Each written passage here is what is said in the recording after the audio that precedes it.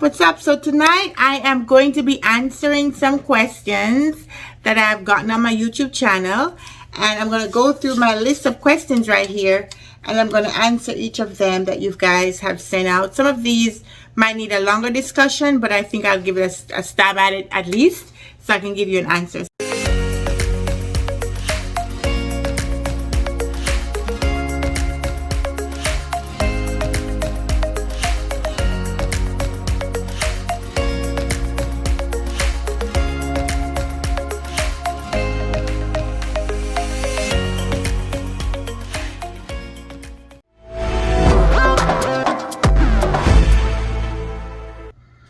So I want to introduce you guys to the Analyst Document Kit Excel plan. So this is a kit by the Business Analyst Job description, and if you get this kit from the code I'm going to leave below, then you get a discount on getting it, right? So this is a kit that has lots of documentation to help you in your business analyst career.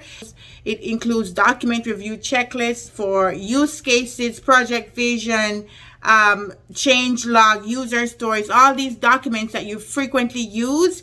You get that packaged together in a kit. So go check that out. Check the link in the description, get this document kit, and you get a discount from using my code. All right, so go ahead and get that. So back to the content. So here's a question from Samiksha. Samiksha says she's watching my video on identifying scope creep, and she said it's a great video. Could you give an example that faced scope creep and how you handle this problem in your own project? So yes, I have so many examples of scope creep. Scope creep is a very common thing, especially in waterfall projects where you're documenting a lot up front, and as you get through it, things change and they have new ideas and new technologies come out, and they just start adding and adding and adding. So scope creep is when you default or you go outside of the original scope a lot, and you end up adding more features and more functionality that takes more time to get done and get you involved in much more complex problems, right?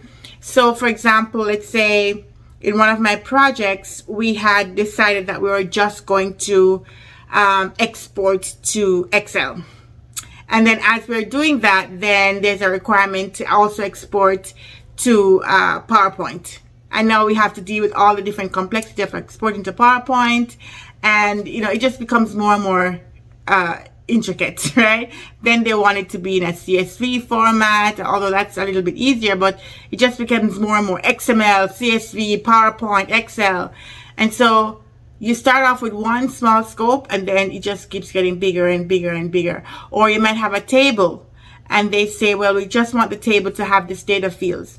And then they want to add a new column that has more data. You got to go do calculations to present that column, and then you do that, and then they want the column to be sortable, and they want to add search, and they want to add all these different things.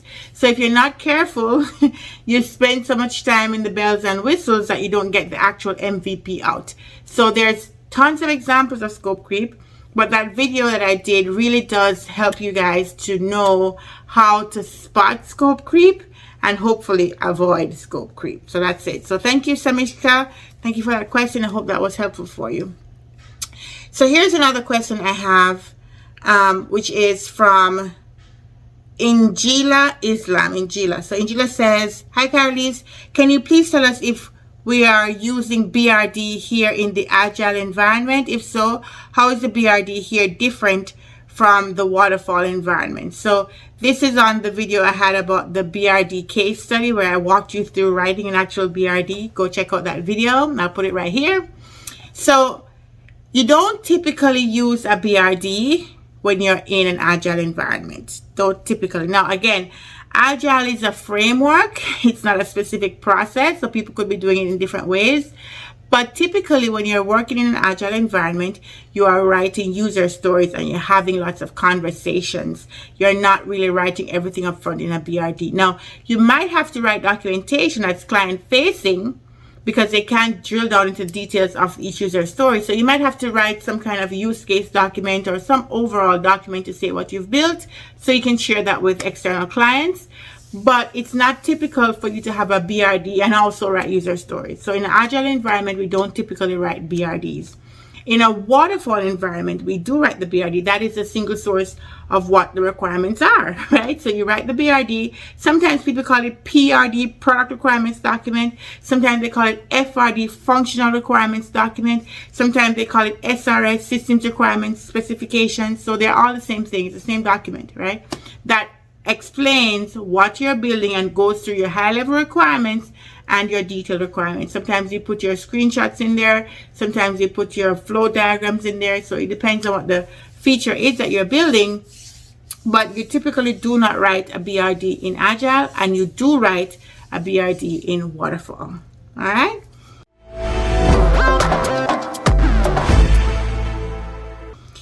Hope that was helpful to you, Angela. Thank you so much for that question. Another question I have is from Liji. Liji says, what are the challenges you face while testing from the business angle or while performing UAT? Could you please guide me about how I should answer that in an interview? So I did a whole video on the UAT and how to conduct a UAT. I even give you a template. There's a free one on my website. So I've given you lots of resources around UAT. So the question is about how, what are the challenges you face while you're testing? So typically as a BA, your job is not really to do testing as much because that's a QA function. You really only come into testing when you're doing a UAT, which is from the user's perspective, so the user acceptance testing. Now, if you write the user story or the requirement, you want to confirm it's actually doing what you intended it to do. You can do some testing on your own, but the testing activity is really handled by the quality assurance engineer, right? They're responsible for doing your regression testing, your smoke testing, automated testing, all of that. That's their realm. So you shouldn't, I hope you're not in this position where you're writing the story and testing it. It's not good. It's not a good practice because you want somebody who is not as closely tied to the stories to be testing it so they can catch all the bugs. They can figure out things are not working well. Because you wrote it, you're so tied to it, you're not going to see these issues, right? So you shouldn't be the same person testing. So when you have to do UAT, some of the challenges that you'll have is finding the right audience. So sometimes you find internal people who are as close to the audience or the end user as possible, but they're not really the end user, right? So sometimes they have a bias because they're so familiar with how the system should work. They don't find the bugs because they're just too close to it. The other challenge you might have when you're doing testing is sometimes you don't have the environment set up properly, so it's not mimicking the production environment. So you're testing in a test environment, which is fake data and fake connections. It's not real world. And when you put that information or that data or that feature or functionality in the real world, it breaks all over the place, right? And they're like, didn't you test this? Why is this breaking? This is not working. You should have caught this before. But you couldn't because the environment wasn't right. The data wasn't there. So the integrations wasn't there. The API calls weren't there. So all kinds of things can go wrong with that. Also, when you're testing, getting the time for the developers to correct whatever bugs you find. Sometimes you create the bugs and somebody says, oh, this is lower priority than something else. And so the bug just sits out there for a long time and nobody fixes it. And it's hard to get people to pay attention to it. So these are some of the challenges that you can have when you're doing testing. But again, as a BA, you should not be doing unit testing or regression testing or smoke test. It's not really your realm. You can test for your own knowledge, just for you to feel comfortable that they have done what you asked them to do, but you're not responsible for the testing efforts unless it's a UAT. All right. So Liji, hope this was helpful. Thank you so much for that question.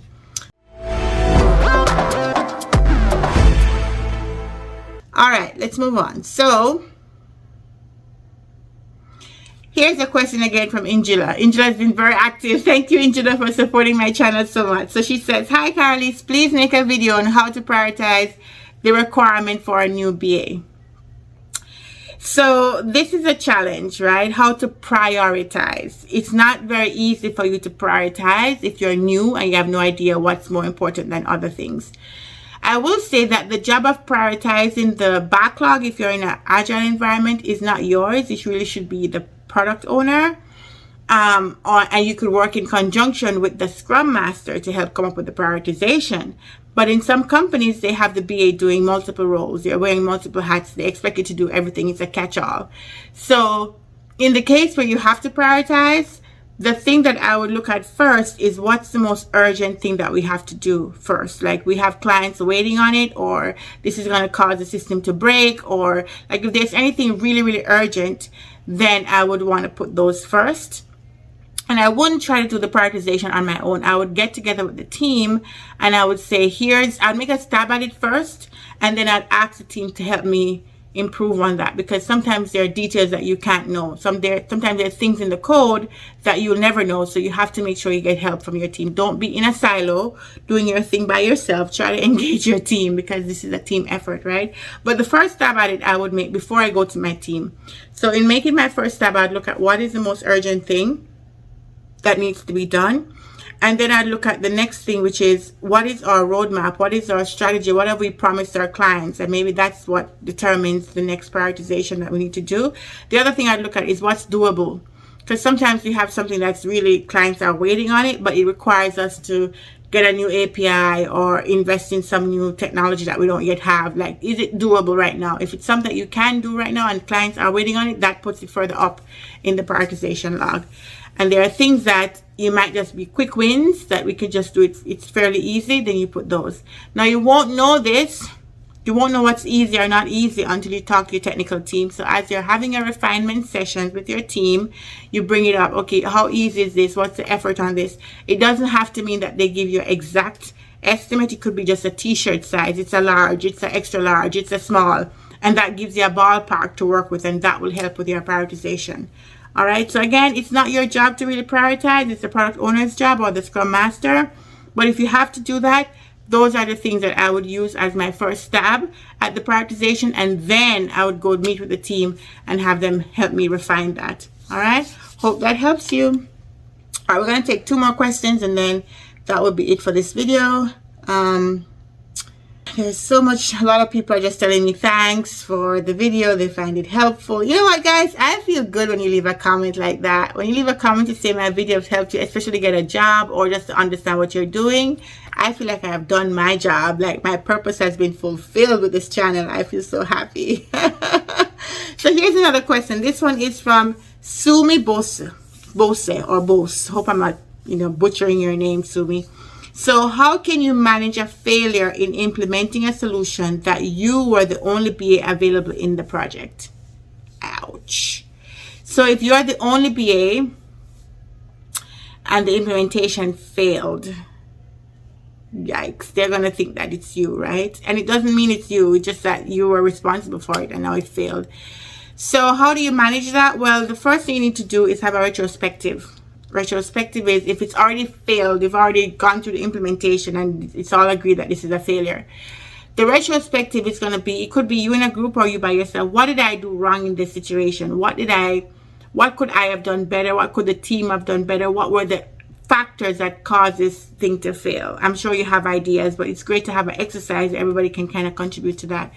It could be that the timeline was just impossible anyway. Like, they give you a very short timeline to get this to the door, and obviously you couldn't meet it. Or you saw that there were challenges and you didn't raise an alarm early enough. So by the time people caught on to it, it's like it's already too late. So always make sure that as you can look ahead and realize we're not going to get this done. We don't have enough stories. We haven't got the refinement done. This is a risk. This is a problem. Talk about it in the Scrum meetings. If you're doing agile, talk about it. If you're doing meetings, if you're a waterfall environment, talk about it. Raise the alarm, because you don't want when the end of the time comes and everything is like not ready, they're going to look at you, the BA, where's the stuff and all that. You want to make sure you've been saying it so everybody knows it's been said and you saw it coming, right? Nobody's surprised that you said, I told you this is a problem. We need to mitigate this problem. So you have to raise the alarm. If it was an issue of not having the requirements, not having enough time, not getting good requirements, or having, led them down the wrong path, you have to correct yourself with that, right? How can you do better at that? How can you figure that out? Maybe you have to mentor with someone. Maybe you have to go learn the product better. Maybe you have to understand more of what the effort it is. Because sometimes you can start a new job as a new PA and you don't really realize what the process is. How do they get to the end result? and it takes a while to get ramped up. It normally takes you 6 months to add value to your company. I don't care what they say. It takes 6 months to really understand how they work, and be able to add value. You can do things in the meantime, but it's not going to be at the level that you'll be in 6 months. So give yourself some grace. If you fail, it's a great learning opportunity. So if the implementation already failed, you have to take stock of what you did wrong and make sure you try to correct that for the next session or the next feature that you're doing. If it has not failed yet, it's just you see it's going to fail, then what can you do in the short term to try to correct that path and turn it around? Is there anything you can do? Talk to people, find out what the product manager says, find out if the team can work any extra hours, find out what can be done to see if you can kind of meet this deadline and turn it around. Okay, and maybe you have to work late, maybe you have to work weekends. Do what you can to make sure that this project is successful for the short term, and then in the next project you try to avoid those mistakes. That's really the only advice I can give you.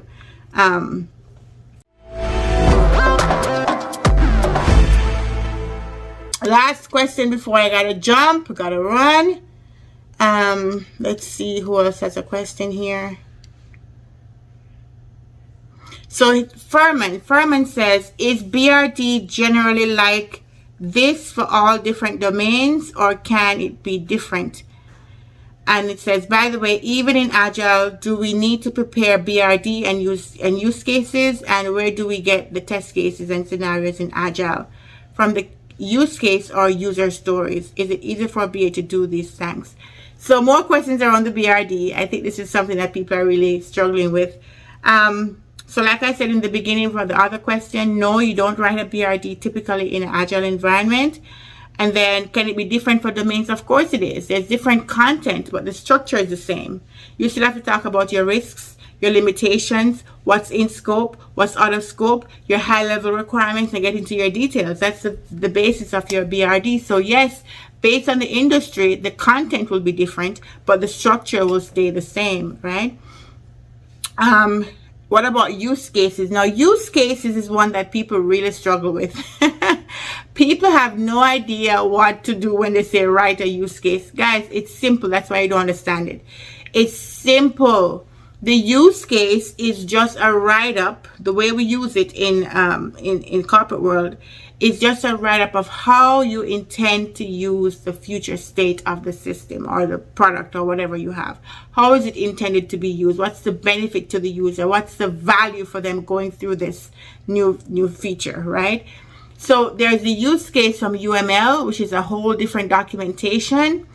Typically, when they say they want a use case, they are not talking about the UML use case. UML use case is a kind of documentation that has a use case diagram, and you have stick people, we call them actors, and there's a use case description. That's all good and fine, but that's in the UML world.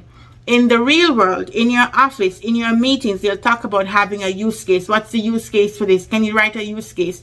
They are not talking about the UML use case. In 100% of the cases, they're not talking about UML use case. I'm almost sure of it. Anybody who's talking about the UML use case probably are still working in some archaic system, right, from back in the 90s. It's just not something we're talking about. When they say the use case right now, what they mean is, how do they plan to use this thing? What is the use case of it? What is the case in which they will use this new feature? What you need to write is, this is how we intend to use it. Now, for example, let's say we're adding some new, CTA, some new click button to e-commerce site, right? Maybe we want to let them start liking each of the different images so they can come back to it later. Just a random example. The use case of that would be the user will be able to save their products into a list of favorites so that they'll be able to come back to it and choose some of those favorites to purchase, right? And it's likely to increase our purchases because they could save what they like and don't have to go back to the search. Something like that. It's a write-up. It's like a paragraph or 2 paragraphs just explaining what it is. You don't have to go click by click by click. They click here, then they click here, then they click there. That's not what they're asking for. It's just the benefit to the user, not a user story, a use case. How are they planning to use it? They're using it as a list of their favorite products. so that when they come back to the site, they do not have to go back and search again. That's exactly what a use case would be in that example. So you don't have to be overthinking it. It's not some document that you have to go find. No, this is just a write-up with simple terms. There's no format. There's no special way it's supposed to be presented. It's just a paragraph, okay? Calm down about the use case. People get freaked out about it.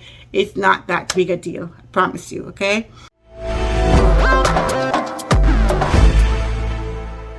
Alright guys, so those are the questions I could answer for you today. I hope that you enjoyed this video. Please like and subscribe. I need more subscribers, alright? So like and subscribe and share.